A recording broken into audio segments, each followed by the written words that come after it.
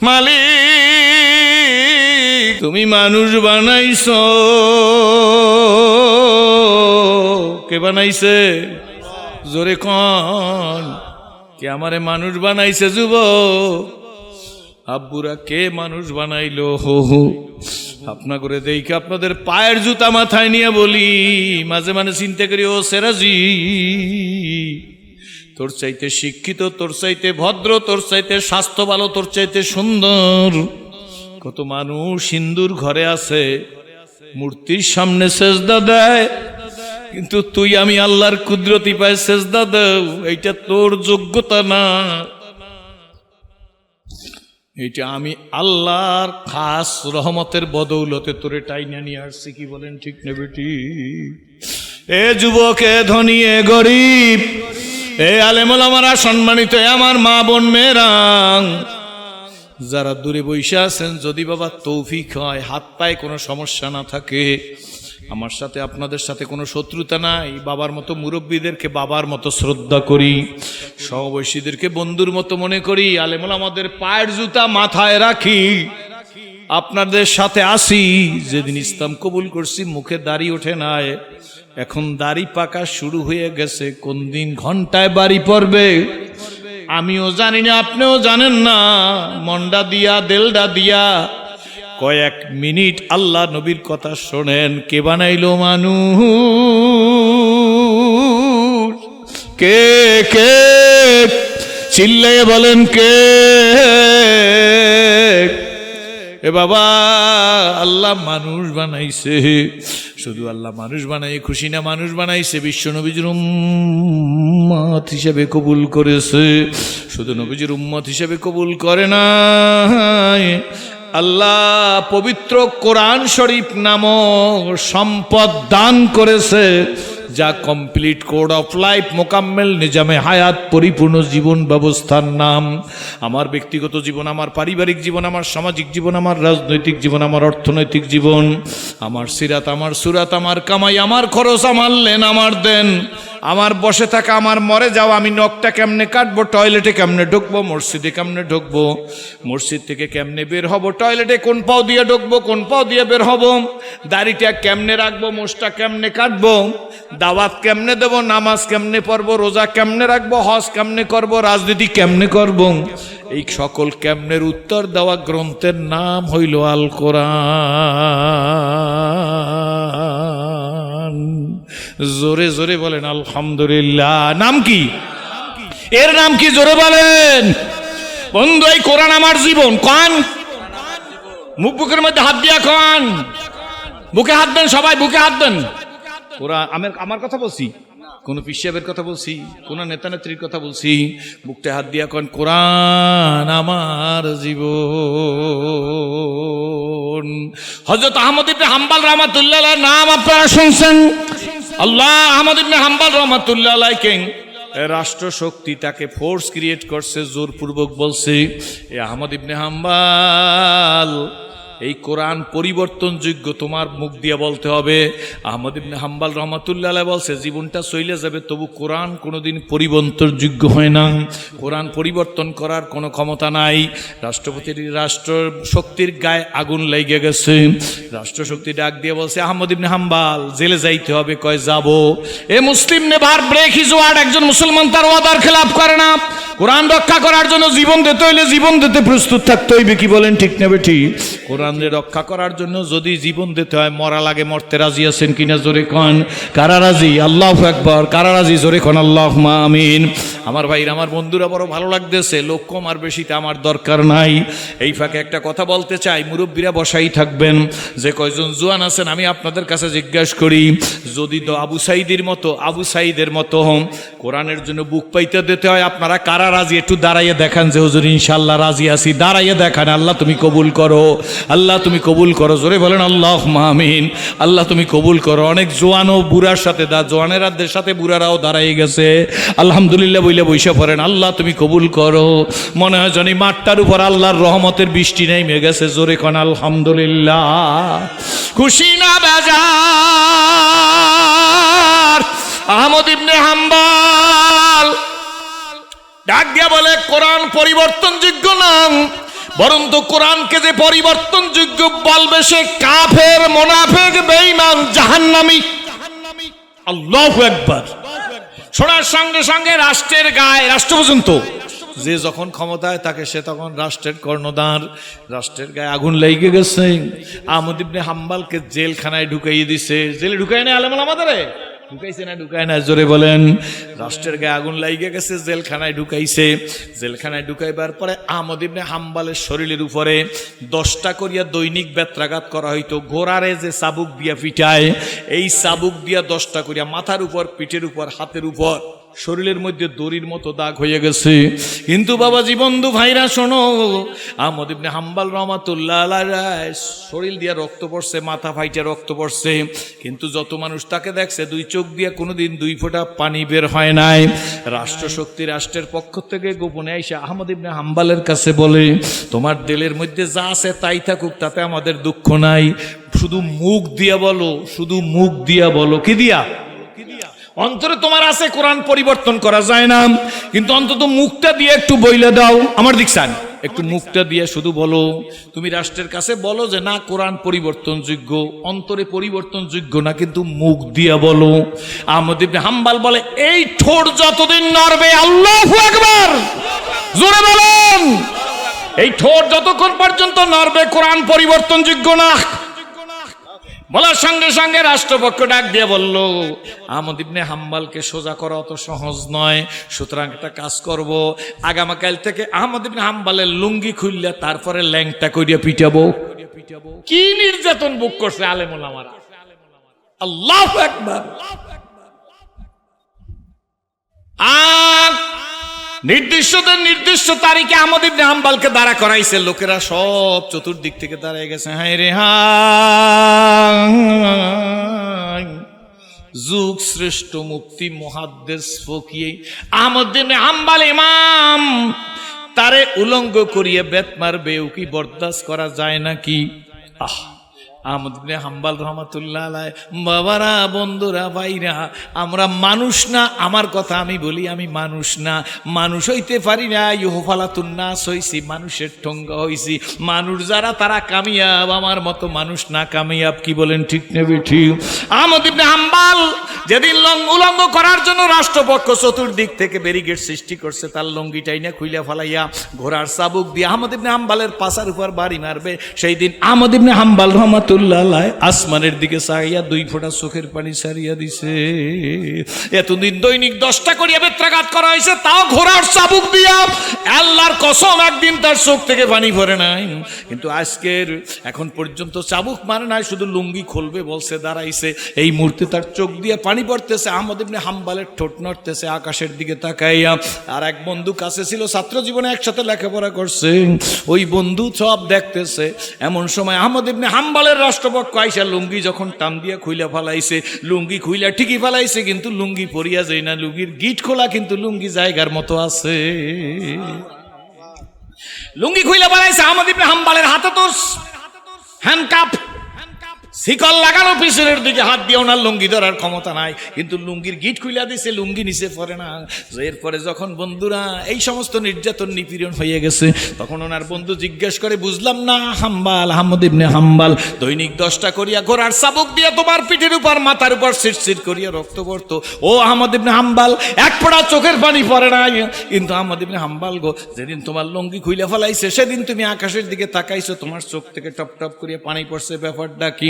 আহমদ ইবনে হাম্বল মুস্কি হাত দিয়ে কয়, বন্ধু জানো না, আমার মাথার উপর চাবুক দিয়া পিটান দিছে, পিছের উপর চাবুক দিয়া পিটান দিছে, এতে আমার কোনো কষ্ট লাগে না, বরঞ্চ শান্তি লাগছে, এই জন্য আমার চোখে পানি আসে নাই। কিন্তু যেদিন লুঙ্গি খোলার কথা বলছে, সেই দিন আমি আল্লাহর সাথে কথা বলছি। কি করছে? জোরে কয়, কথা বলা যায় না, যায় না, জোরে কন। নামাজে দাঁড়াই যা বলি তাতে আল্লাহর সাথে কথা বলি কিনা, জোরে কন। আসলে ইমান নাই। কি বলেন, ঠিক নেবে ঠিক? বলার মতো বলা যায়। আহমদ ইবনে হাম্বলের বন্ধু বলে, কি বলছো? কয়, আমার যেদিন লুঙ্গি খুইলা ফেলাবার ঘোষণা দিছেন, মাঠের মধ্যে লুঙ্গি খোলা ফেলার জন্য লুঙ্গিতে টান দিছেন, আমি আহমদ ইবনে হাম্বল আকাশের দিক তাকাই বলছি, আল্লাহ, এতদিন আমার ঘোড়ার চাবুক দিয়া 10টা করিয়া বেত্রাঘাত করছে, তুমি কি দেখো নাই আমার মাথায় বাড়ি দিছে, মাথা দিয়া সিরসির করিয়া রক্ত পড়ছে, পিঠের মধ্যে বাড়ি দিছে বেতের মতো দাগ হয়ে রইছে, হাতের মধ্যে বাড়ি দিছে আল্লাহ লাল দাগ হইয়া মোটা হইয়া রইছে, হাতের আঙ্গুল ভেঙে গেছে। আমি আহমদ ইবনে হাম্বাল তোমারে কিছু বলছিনি? আল্লাহ আল্লাহ আমি তো তোমারে কিছু বলি নাই, কিন্তু আমি আহমদ ইবনে হাম্বালের কে ল্যাংটা করবে আল্লাহ, এটা কিন্তু বরদাস্ত করা যায় না। সে কারা? আর জুয়ে দিগারাস্ত বুলবুলারা গুফতেগু এ দিগারাস্ত ই জমিরান আসমানে দিগারাস্ত হার গোলেরা রঙ্গ বুয়ে দিগারাস্ত। আল্লাহর এক এক পাগলের হালত এক এক রকম।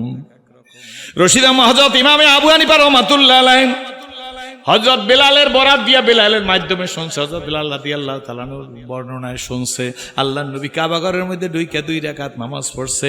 আল্লাহর নবী কাবা ঘরের মধ্যে ঢুইকা 2 রাকাত নামাজ পড়ে আল্লাহর কাছে মোনাজাত করছে।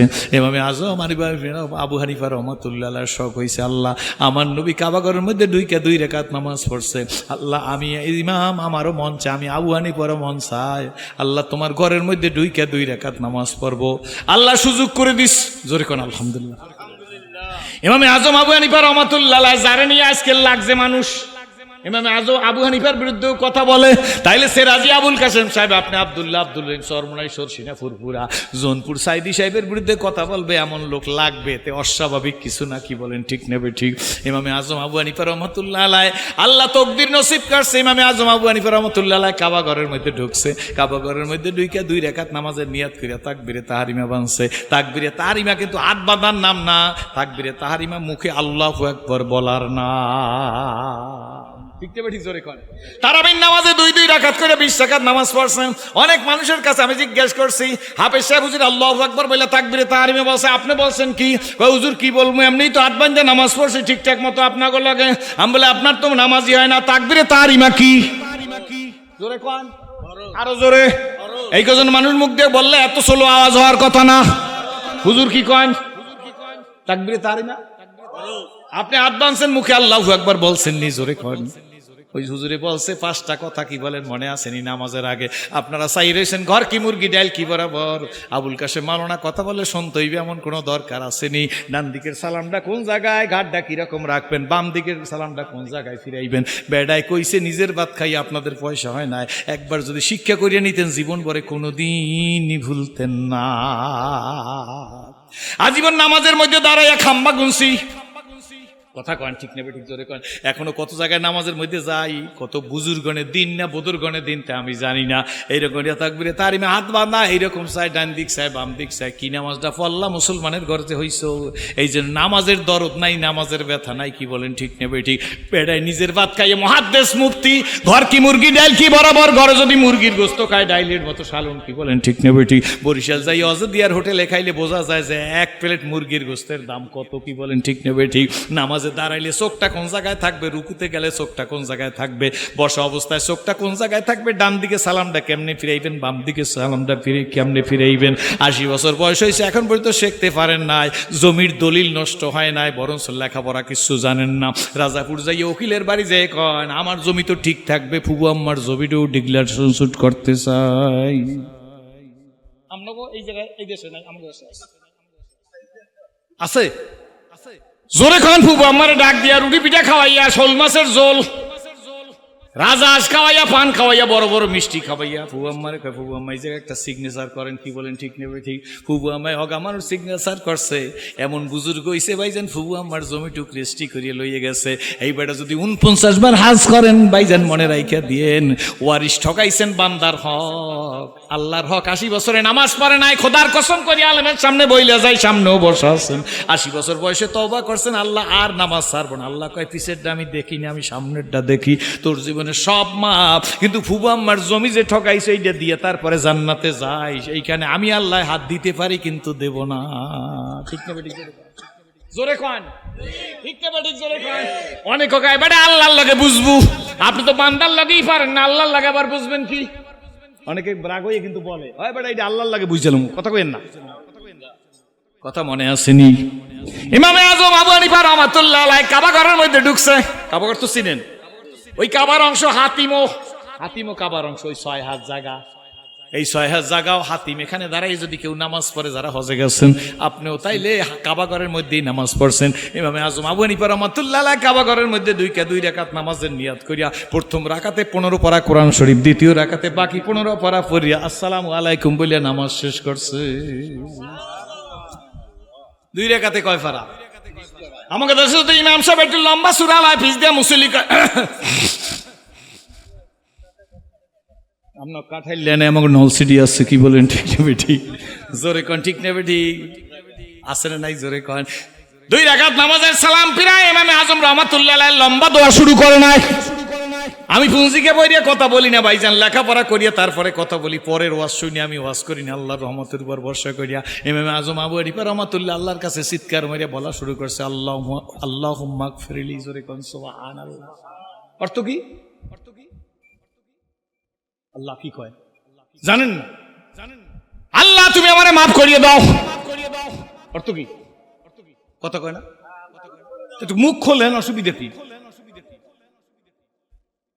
আল্লাহুম্মা গফিরলি। জোরে কোন সুবহানাল্লাহ। আল্লাহ তুমি আমারে মাফ করো। এক কথা বলতেছে, আস্তে আস্তে পাওয়ার বাড়তেছে বাড়তেছে বাড়তেছে বাড়তেছে বাড়তেছে। কাবাগরের মধ্যে বসে ইমামে আজম আবু হানিফা রাহমাতুল্লাহ এমন চিল্লি শুরু করিয়ে দিয়েছে ভাইজান। এই মুফতি শফি রাহমাতুল্লাহ আলাইহির কিতাব হাটহাজারীর মুফতি শফি সাহেব হুজুর না, আল্লামা তকি ওসমানী সাহেবের আব্বা মুফতি শফি সাহেব হুজুরের কিতাব, ওনার নিজের ওয়াজ, ওনার নিজের বয়ান। ইমামে আজম আবু হানিফা যত চিল্লাইতেছে আল্লাহ তুমি আমারে মাফ করে দাও, মাফ করে দাও, এই আওয়াজ কাবাগরের বাইরে যত লোকে ছিল তারা কান্না শুরু করিয়ে দিয়েছে। এখন আওয়াজ শুধু চতুর্দিকে শোনা যাইতেছে, আল্লাহ তুমি আমারে মাফ করো, আল্লাহ তুমি আমারে মাফ করো। কান্নাকাটি রোল বসে যাইতেছে। যে ইমামে আজম আবু হানিফা রাহমাতুল্লাহ আলাইহি এইভাবে কান্নাকাটি কেন শুরু করলো?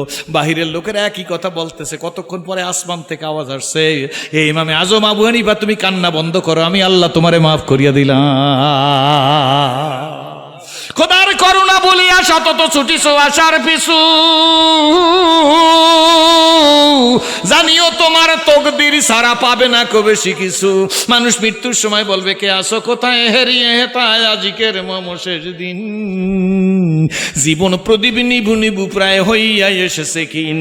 এ দেহে মনে কত না শক্তি কত না সাহস ছিল, কার ইঙ্গিতে সহসা সকলই শূন্যে মিলিয়া গেল।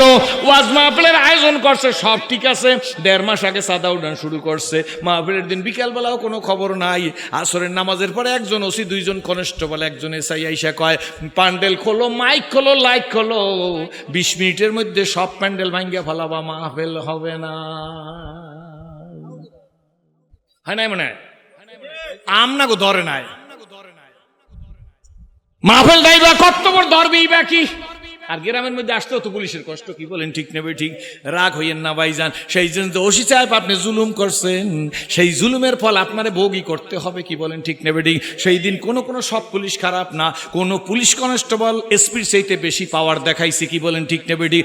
এখন তুমি আদারিক না খাওয়া কবুতরের মতো হয়ে গেছো কেন, কি বলেন ঠিক নেবে ঠিক? ক্ষমতার বড়াই, শক্তির বড়াই বাহাম থাকে না চিরদিন, টাকার বড়াই থাকে না, কি বলেন ঠিক নেবে ঠিক? পোস্টার পজিশন বক্তাগিরির বড়াই চিরদিন থাকে না। সুতরাং বুঝা শুনিয়া সামনের দিকে পদক্ষেপ দিও। তোমার সকালবেলার বাসা বিকালবেলা ফকির বানাইতে পারি, সকালবেলার কুটিপতিরে বিকালবেলা ভাঙা বাসন হাতে নিয়ে মানুষের কাছে দৌড়াইতে পারি। সত্য না মিথ্যা? জোরে কোন সত্য না মিথ্যা? ইমামে আজম মনে আছে তো, ইমাম হাম্বলির ইমাম আহমদ ইবনে হাম্বল রাহমাতুল্লাহ আলাইহি, আল্লাহু আকবার, তার বন্ধুরা ডাক দিয়ে বলে আল্লাহর কাছে বলছি, আল্লাহর বরদাস্ত করা যায় না। লুঙ্গি খুলবে পিটাইবে তাতে আমার দুঃখ নাই, কিন্তু মানুষের মাঝে আমি আহমদ ইবনে হাম্বলকে লুঙ্গি খুলে পিটাইবে, আল্লাহ গো এইটা বরদাস্ত করা যায় না। কয় তারপর কি হয়েছে? বন্ধু জিজ্ঞেস করে, কয় যখন আল্লাহর কাছে বলছি চোখ দিয়ে ফোনা ফোটা পানি পড়ছে, এমন সময় দেখে আসমান থেকে 2টা হাত বাইরে এসে আমার লুঙ্গিটা জাগাইয়ে ধৈর্য বসছে। জোরে কোন সুবহানাল্লাহ। এই আহমদ ইবনে হাম্বল জেল থেকে মুক্তি পাওয়ার পরে আহমদ ইবনে হাম্বল হইল বাগদাদ, ইরাকে। আল্লাহু আকবার।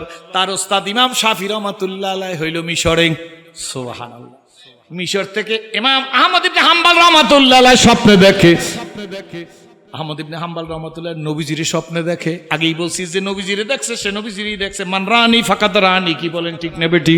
যে নবীজিরে স্বপ্নে দেখছে সে নবীজিরই স্বপ্নে দেখছে। ইমাম শাফি রাহমাতুল্লাহ আলাইহি আল্লাহু আকবার।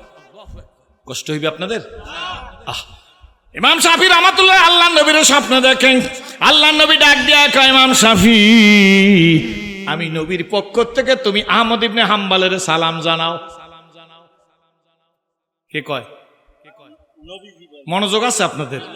জোরে কয় না আলহামদুলিল্লাহ। ইমাম শাফি,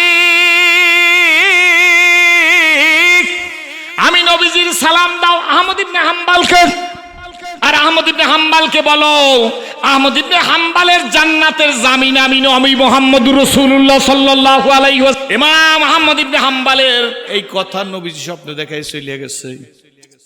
ইমাম শাফি রহমাতুল্লাহ আলাইহি ছাত্রের মহব্বত আর কন্ট্রোল করতে পারে নাই। তখন মোবাইলের যুগ না, চিঠি লেখছেন। চিঠি আইসা পড়ছে ইমাম আহমদ ইবনে হাম্বলের কাছে। ইমাম শাফি রহমাতুল্লাহ আলাইহি বলেন, চিঠি লেখা দিছে, আহমদ ইবনে হাম্বল, আমার একটু তোমাকে দেখতে ইচ্ছা করে। ইমাম আহমদ ইবনে হাম্বল চিঠি পাওয়ার সঙ্গে সঙ্গে পাগল হয়ে গেছে, উস্তাদ ডাকবে।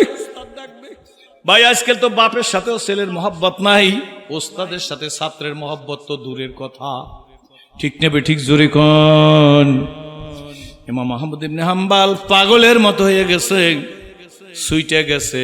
উনি মিশরে পৌঁছার আগে তৎকালীন মিশরের গভর্নরের সাথে ইমাম শাফি রহমাতুল্লাহর বন্ধুত্ব ছিল। মিশরের গভর্নরকে ইমাম শাফি রহমাতুল্লাহ বলছে, আমার ছাত্র আহমদ ইবনে হাম্বল আমার দেশে আসতেছে। মিশরের গভর্নর আহমদ ইবনে হাম্বলকে রাজকীয় মর্যাদায় অভ্যর্থনা দেওয়ার জন্য ব্যবস্থা করছেন। রাজকীয় বালাখানায় খানা দানার ব্যবস্থা করছেন। ইমাম আহমদ ইবনে হাম্বল রাজকীয় মারহাবা তাকে ঠিকই দিছে, রাজকীয় অভ্যর্থনা দিছে, কিন্তু রাজপ্রাসাদে যাই ওঠে নাই। তিনি চুপ করিয়া ইমাম শাফি রহমাতুল্লাহর ভাঙা ঘরের মধ্যে ঢুকে গেছে। জোরে কোন সুবহানাল্লাহ। ইমাম শাফি রহমাতুল্লাহ তার মেয়েদের বলে, আমার ছাত্র, আমার শিক্ষক, বড় ওলি, বড় মুহাদ্দিস, বড় মুফতি, বড় মাযহাবের ইমাম, বলো আমার মায়েরা, আমার ছাত্রের জন্য তোমরা খানা তৈরি করো, মজাদার খানা তৈরি করো, যা দরকার ব্যবস্থা করো। মেয়েরা খানার ব্যবস্থা করছে। মনোযোগ আছে আপনাদের? সম্পূর্ণ ব্যবস্থা করে দিয়েছে সুন্দর করিয়া। খাওয়া শুরু করছে। সব মানুষ যখন বসছেন, আত্মীয় স্বজন তাদেরকে দাওয়াত করছে, বড় বড় আলেম ওলামারা। ইমাম আহমদ ইবনে হাম্বল খানা শুরু করিয়ে দিছে। সব মানুষ খানা শেষ, আহমদ ইবনে হাম্বল রহমাতুল্লাহ শুধু খাইতেই আছে। এত পরিমাণ খাইতে আছে। ইমাম শাফি রহমাতুল্লাহ নিজের ছাত্র আহমদ ইবনে হাম্বলের দিকে তাকাইয়া আছে। নিজের মেয়েরা দূর থেকে দেখছে এই ঘটনা।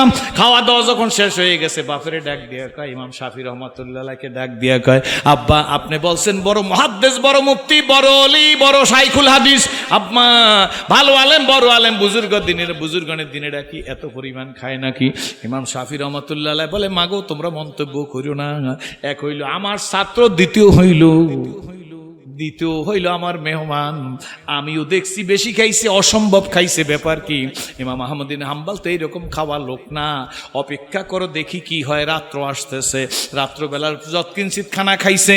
মসজিদ থেকে এশার নামাজ পড়ার আগে মেয়েরা রুমের মধ্যে বদনায় কেতলিতে পানি রাইখে দিয়েছে, ল্যাপটপ সব ঠিক করে রাইখে দিয়েছে। উনি ঘুম গেছে, ঘুমের বিছানার মধ্যে শুয়ে গেছে। বদনায় কেতলিতে পানি দিয়েছে তাহাজ্জুদ নামাজ পড়ার জন্য। যদি ওযু করে তাহাজ্জুদের নামাজের সময়, তো তাহাজ্জুদের সময় ওঠে নাই, ফজরের নামাজের সময় বিছানার থেকে লাফ দিয়ে উঠে যাইয়া ফজরের নামাজের নিয়াত করে নামাজ পড়ছে। মেয়েরা সব পরীক্ষা করিয়া জানতে পারছে। ফজরের নামাজ পড়ে আসার আগে মেয়েরা কয়, আব্বা, নিজে ইমাম শাফিরে কয়, আব্বা এমন ভারাক্রান্ত হৃদয় নিয়ে আপনার সাথে কথা বলতেছি। একটা লোকের সম্পর্কে এত বড় আলেম, এত বড় ওলি, এত বড় গাউস, এত বড় কুতুব বললেন, লোকটায় তাহাজ্জুদের নামাজ পড়লো না, এরপরে ফজরের নামাজ পড়লো, ওযু করলো না, বদনা ভরা পানি রইল। এই লোকটারে আপনি ওলি কন, মুহাদ্দিস কন, মুফতি কন? মা কোনো কথা বইল না। আমার শিষ্য, আমার ছাত্র, আমার মেহমান আমার ঘরে আসতেছে। ফজরের নামাজ পড়ে বাসায় আসার পরে আমি এই ব্যাপারে কথা বলবো, তোমরা ভিতরে থাইকা শুনবা। ইমাম আহমদ ইবনে হাম্বল রহমাতুল্লাহ আসছে, নাস্তা খাওয়ার সময় ইমাম শাফি রহমাতুল্লাহ ডাক দেখে, বাবা আহমদ শোনো। জোরে কোন সুবহানাল্লাহ। ডাক দেখে, বাবা তুমি আমার মেহমান, তুমি আমার ছাত্র, মনে কিছু করবা না। ওস্তাদ হিসেবে জিজ্ঞেস করি, মনে কিছু করিও না। কালকের যখন তুমি দুপুরবেলা খানা খাইতেছিলে, আমি জীবনে তো তোমার এই পরিমাণ খানা খাইতে দেখি নাই। তুমি এই পরিমাণ খানা খালি খাইতে আসো, ব্যাপারটা কি? আমার বাড়ি খানা খাইছো, আমি খুশি, আরো খাইলে খুশি। কিন্তু বাবা আমি দেখি আশ্চর্য হয়ে গেছে, আমি প্রশ্নবিদ্ধ হয়ে গেছি। আমার ঘর থেকে প্রশ্ন আসছে, বেশি খাইছো এই কারণে না তোমারে ওলি বলছি, মুহাদ্দিস বলছি, মুফতি বলছি, মাযহাবের ইমাম বলছি, এরপরে তুমি এই পরিমাণ খাইছো, ব্যাপারটা কি? ইমাম আহমদ ইবনে হাম্বল রাহমাতুল্লাহ আলাইহি মুস্কি আজ দেখা, হুজুর এই হইল আপনার বুজুর্গি। কি বলে আপনার বুজুর্গি? ইমাম শাফি বলে, বাবা কি দিয়া? হুজুর খানা যখন আমার সামনে আসছেন, আমি দেখি আপনার টোটাল ঘরটা নূরে নূরান্বিত হয়ে গেছে। আসমান থেকে জমিন পর্যন্ত শুধু নূর আর নূর, আপনার হালাল খানার বরকত। হুজুর আমি খাইছি বেশি, তাও আমি বুঝি হুজুর যদি আমি খাইতে পারতাম আরো, আমি যত খানা দিয়েছেন সব খাইতাম, যদি জায়েজ থাকতো, আর যদি আল্লাহ তৌফিক দিত এত পরিমাণ খাইতাম, আমার মৃত্যুর পূর্ব দিন পর্যন্ত যেন আর কোনো খাওয়া না লাগে। হুজুর যদ্দূর পারছি আমি খাইছি, যত খাই ততই ভালো লাগে হুজুর, যত খাই ততই আসুদা হই না হুজুর, এইটা আমার যোগ্যতা না, জীবনে এমন খানা আমি খাই নাই, আপনার হালাল খানার বরকতের কারণে আমি বেশি করিয়া খাইছি হুজুর, যদি পারতাম যত খানা আনছেন সব আমি খাইয়ে নিতাম। ইমাম শাফি রহমাতুল্লাহ ডাক দিয়ে, বাবা খানার ব্যাপারে প্রশ্নের উত্তর পাইলাম, কিন্তু বলো বাবা তাহাজ্জুদের ব্যাপার কি? ফজরের নামাজ বিনা ওযুতে যাই তুমি পড়ছো, ব্যাপারটা কি? হাস দিয়া কয়, হুজুর এইটাও আপনার বুজুর্গি। জোরে কোন সুবহানাল্লাহ। কয় বাবা কি দিয়া বুজুর্গি হইল? কয় হুজুর দুপুর তো খাইছি, রাত্রে যত কিঞ্চিত খাইছি, কিন্তু হুজুর বিছানার মধ্যে শুইছি, একটা সেকেন্ড আমার ঘুম আসে নাই। হুজুর বিছানার মধ্যে ল্যাপ গাই দিছি, ল্যাপ গাই দিয়া কোরআন শরীফের একটা আয়াত তেলাওয়াত করছি, একটা আয়াত থেকে আমি 100 মাসালার সমাধান করছি। সারা রাত একটা আয়াতের ভিতর থেকে আমি 100 মাসালার সমাধান করছি হুজুর। 100 মাসালা, 100 পরিমাণ মাসালা, 100টা মাসালা যখন শেষ হয়ে গেছে, এমন সময় মুয়াজ্জিন আজান দিয়ে দিয়েছে। হুজুর আমি তো ঘুমাই নাই, আমার ওযু করা লাগবে কেন? বলেন জোরে কোন সুবহানাল্লাহ। ইমাম আহমদ ইবনে হাম্বলের দিকে তাকাইয়া ইমাম শাফি মাথাটারে বুকের সাথে লাগাইয়া কপালটার মধ্যে একটা চুমা দিয়া ডাক দিয়া কয়, বাবা আমি খুশি হয়ে গেছি, আমার মতো লোকের রুহানি সন্তান ইমাম আহমদ ইবনে হাম্বল, আমার ভাইরা তাল দক্ষিণ তাল গাইসার বন্ধুরা ভাইরাম, এই ইমাম আহমদ ইবনে হাম্বলের ইন্তেকালের পরে তখন মানুষের যোগাযোগ ব্যবস্থা, রিক্সা ছিল না, গাড়ি ছিল না, সাইকেল ছিল না, মোটর সাইকেল ছিল না, লঞ্চ ছিল না, জাহাজ ছিল না, তখনকার দিনের সেই ব্যবস্থা। কিন্তু আহমদ ইবনে হাম্বল রাহমাতুল্লাহ আলাইহির ইন্তেকালের পরে তার জানাজায় 3 লক্ষ লোকের সমাগম হয়েছে। হুজুররা বসা আছে, একটু যাই না দেখেন, 3 লক্ষ লোক ইমাম আহমদ ইবনে হাম্বলের জানাজায়। আল্লাহু আকবার। উনার জানাজার অবস্থা দেখেন, এলাকার মধ্যে 20,000 অমুসলিম ইসলাম কবুল করছে না জানাজার মাঠের মধ্যে। ইমাম আহমদ ইবনে হাম্বলের লোক জানাজায় 3 লক্ষ লোকের উপস্থিত দেখা ওই যুগের 20,000, কয় হাজার জোরে কন, আমার কথা না, আল্লামা তকি ওসমানী রহমাতুল্লাহ তার কিতাবের মধ্যে লেখছে 20,000 অমুসলিম ইসলাম কবুল করছে এই বুজুর্গি দেখা। বন্ধু এই কোরআনের জন্য যদি জীবনটাকে করতে পারি, আল্লাহ পাক রব্বুল আলামিন জিরো মানুষ হইলে আল্লাহ তার হিরো বানাইয়ে দিবে। চিৎকার মেরে বলেন আলহামদুলিল্লাহ। খুশি না বেজার? জোরে বলেন আলহামদুলিল্লাহ। কিন্তু কই মুখে বলি কোরআনকে মহব্বত করি, কিন্তু কই মহব্বত তো করতে পারি নাই। নিজের ব্যক্তিগত জীবন, নিজের পারিবারিক জীবন, নিজের সামাজিক জীবন, নিজের রাজনৈতিক জীবন, নিজের অর্থনৈতিক জীবন, এক কথায় ভাইজান কোনো দলাদলি করবেন না। আগেই শুরুতে বলছি ওয়াজ সকলের জানা, বাকি শুধু মানতে পারি না, হিম্মতের অভাবে হিম্মত খুয়াইছি দলাদলির কারণে। কি বলেন ঠিক না ঠিক? আমি আপনাদের কাছে জিজ্ঞেস করি, আপনাদের এলাকায় কোনো আওয়ামী লীগের লোক মারা গেছে, ওই লোকটার কবরের উপর নৌকা মাত্রার ছবি দিয়ে রাখছে নাকি? জোরে বলতে হবে। কোন বিএনপির লোক মারা গেছে, তার কবরের উপর ধানের ছড়া টানাই রাখছে নাকি? কন্যা হুজুর আপনার এলাকায় রাখছে নাকি? জোরে কন। কোন শাসনতন্ত্রের লোক মারা গেলে তার কবরের উপর পাকা মার্কা দিয়ে রাখছে নাকি? জোরে কন। কোন জাতীয় পার্টির লোক মারা গেলে ভাইজান কন আপনারা তার কবরের উপর নাঙ্গল দিয়ে রাখেন নাকি? জোরে কন। রাশেদ খান মেননের পার্টি কাশি মার্কা, হাতুড়ি মার্কা, ওনারা মারা গেলে কাশি আর হাতুড়ি দিয়ে রাখে নাকি? জোরে কন। সুতরাং ভাইগো আমার কথা ভালো করে শোনেন, অল্প সময়ের মধ্যে শেষ করব। ভাইজান কবরের উপর যখন মার্কা নাই, কবরের নিচেও কিন্তু মার্কা থাকবে না। কি বলেন ঠিক না বেঠি? কবরের উপরে মার্কার চিন্তা করবে না। কাঠ টুপি কেমন, কাঠ টুপি গোল কাঠটা নাফাস্তালি কে জোরে কে আসতে, আমরা জিকির আজকার করবো নিজের পীর মুর্শিদের পরামর্শ অনুযায়ী। যার পীর জোরে জিকির করতে করছে জোরে করবেন, আস্তে করতে করতে বলছে আস্তে করবেন, লতিবাই করতে বলছে লতিবাই করবেন, যেইভাবে করতে বলছে সেইভাবে করবেন, কিন্তু অন্যায়ের প্রতিবাদ করবেন মুরির মোয়ার মতো একত্রিত হইয়া। কারা রাজি আছেন হাত জাগান জোরে করেন আল্লাহুম্মা আমিন। কথা বুঝাইতে পারিনি মনে হয়। যে পীর যে ঔষধ দিয়েছে সেই হক্কানি পীরের পরামর্শ অনুযায়ী চলবেন। এখানে আর একটা কথা বলে রাখি, ওলামা একরাম আমার সামনে আছেন, কারোরে কাফের, কারোরে মুনাফিক, কারোরে বেঈমান বলবেন না, কথায় কথায় ফতুয়া দেবেন না। বুঝেন নাই মনে হয় কথা কি বলেন? অত সস্তা কাফের মুশরিক বেঈমান বলবেন না। আপনারা যাদেরকে বেদায়েতি বেশরিয়তি বলেন, আট্রসি, চন্দ্রপুরী, সুরেশ্বরী, মাইজভান্ডারি বলেন, কি বলেন ঠিক নেবে ঠিক, এই মানুষগুলোরে আপনার মতো মানুষের মুখ দিয়া কাফের মুশরিক বেঈমান বলবেন না। ভাইজান, এক সেকেন্ডের মধ্যে যদি হেদায়েত দান করে আল্লাহ পাক রব্বুল আলামিন। আমরা আব্দুল্লাহ উন্দুলুসির ঘটনা কিন্তু জানি, কি বলেন সত্য না মিথ্যা? আপনি যারা বেদায়েতি বেশরিয়তি কাফের মুশরিক বলতেছেন, এইটা আপনার কাজ না, এটা বড় বড় আলেম ওলামারা ফতুয়া দেবে, আপনি ফিতনা বাজাইবেন না। ওই মানুষটারে ঘৃণা করবেন না, কাজটারে ঘৃণা করেন, মানুষটারে ঘৃণা করা হারাম, কাজটারে ঘৃণা করা হালাল, মানুষটারে ঘৃণা করা হারাম। কি বলেন ঠিক না ঠিক? এই কাজটা পরিবর্তন করে যদি এক সেকেন্ডের মধ্যে করিয়ে কলেমা বিশুদ্ধভাবে পড়ি আল্লাহর কাছে আত্মসমর্পণ করে, সিরাজুল ইসলাম সিরাজি তুমি বয়ান করো, তোমার চাইতে বড় মুসলমান ওই লোকটা হয়ে যাবে। চোখের পানি নাকের ডগায় আসার আগে আল্লাহ তার জন্য জাহান্নামের আগুন হারাম করে দিবে।